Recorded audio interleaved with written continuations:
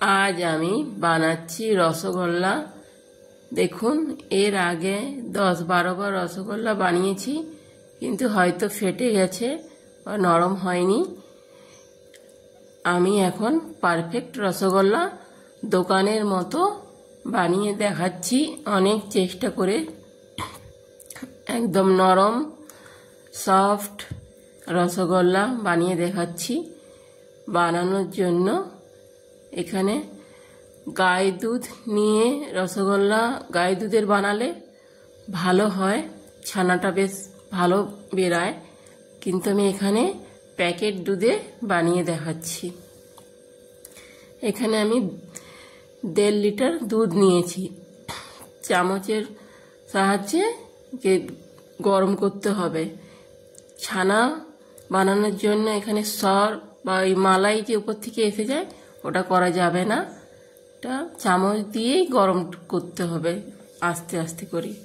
এরপরে এখানে আমি লেবুর রস দিয়ে ছানাটা বের করে নিচ্ছি। দুধের সাথে অল্প অল্প করে লেবুর রস দিয়ে বের করতেছি। একসাথে বেশি লেবুর রস দিবেন না, টক হয়ে যাবে ছানাটা। এরপরে দেখুন আমাদের ছানা হয়ে গেছে এইভাবে।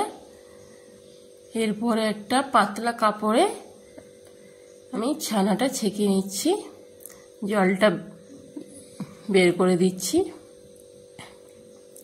দিয়ে ভালো করে একটা পুটলির মতো করে গোল গোল করে ঘুরিয়ে নিচ্ছি। জলটা যতটা পারি ছেঁকে বের করে দিচ্ছি। দেখুন বেশি ছানার মধ্যে জলটা বেরিয়ে গেছে। এরপরে আমি ফ্লেমটা অন করে একটা চাশনি বানাচ্ছি।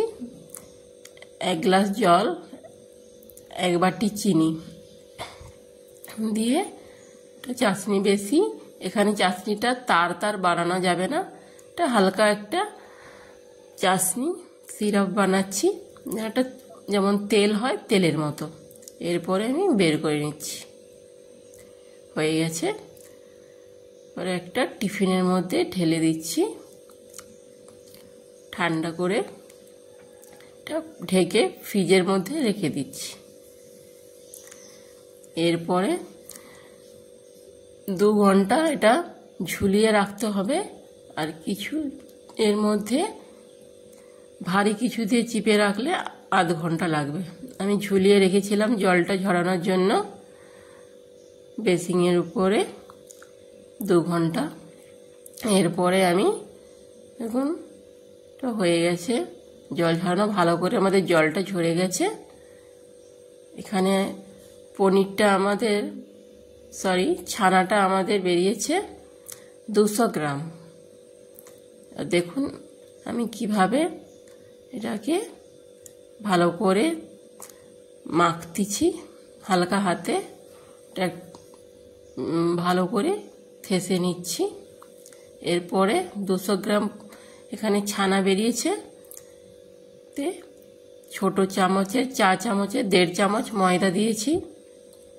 এরপরে ভালো করে মিক্স করে মেখে নিচ্ছি। আবার একটা প্যানের মধ্যে 2 গ্লাস জল, 1 বাটি চিনি, এলাচ দিয়ে চাশনি জলটা ওদের ভালো করে ফোটাতে হবে, ফোটানোর জন্য দিয়ে দিয়েছি। এরপরে আমি রসগোল্লা বানিয়ে নিচ্ছি। দেখুন আপনারা যারা ছোট বড় মিডিয়াম যে কোনো সাইজের বানাতে পারেন। আমি এখানে বড় বড় সাইজের বানাচ্ছি রসগোল্লা। 200 গ্রামে এখানে আমার 8 পিস রসগোল্লা হয়েছে, বড় বড় সাইজ। এরপরে চাশনি জলটা টকবক করে ফুটবে, পাতলাই জলটা থাকবে, বেশি গাঢ় জল থাকবে না চাশনি। রসগোল্লা সবগুলো একে একে করে দিয়ে দিয়েছি। দেখুন 15 থেকে 20 মিনিট ফোটাতে হবে ঢেকে। রসগোল্লা দেখুন হয়ে গেছে, কত বড় বড় রসগোল্লা হয়েছে দেখুন। একদম সুন্দরভাবে হয়ে গেছে। এবার ফ্রিজে রাখা ওই চাশনিটা বের করে নিচ্ছি। এবার এর মধ্যে রসগোল্লাটা একটু দিয়ে দিচ্ছি, ঠান্ডা নিচে বসে গেছে।